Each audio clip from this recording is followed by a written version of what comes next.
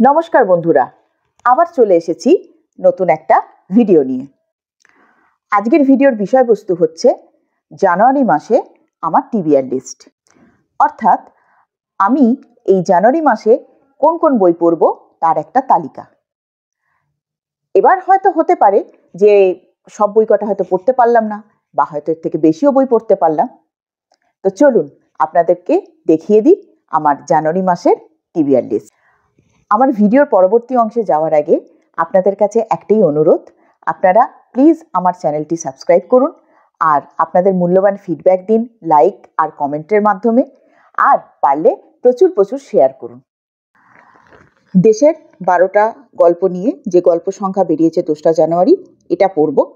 এটার দাম হচ্ছে 35 টাকা, আর এটাতে 12টা নানা রকমের গল্প আছে। লেখক সৌরভ মুখোপাধ্যায়ের লেখা ঘটি দশক। এটা অন্তরীপ থেকে প্রকাশিত হয়েছে। এর মূল্য বোধহয় 200 টাকা। দাঁড়ান একবার দেখে আমি বলে দিচ্ছি। হ্যাঁ, মূল্য 200 টাকা।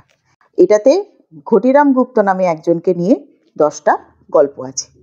লেখক সৌমিত্র বিশ্বাসের লেখা হেরুক এবং, এটা একটি তন্ত্রনির্ভর উপন্যাস এবং এটার প্রকাশক হচ্ছে বুক ফার্ম, আর এটার মুদ্রিত মূল্য হচ্ছে 350। সায়ন্তনী পুততুণ্ডর লেখা মিথ্রিডেটিস, এটাও একটা মেডিকেল থ্রিলার উপন্যাস, আর এটা মিত্র ঘোষ থেকে প্রকাশিত হয়েছে। মুদ্রিত মূল্য হচ্ছে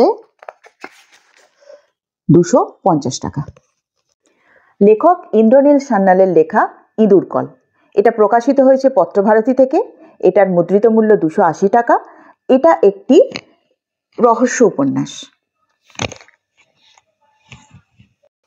এই ছিল আমার জানুয়ারি মাসের টিবিআর লিস্ট।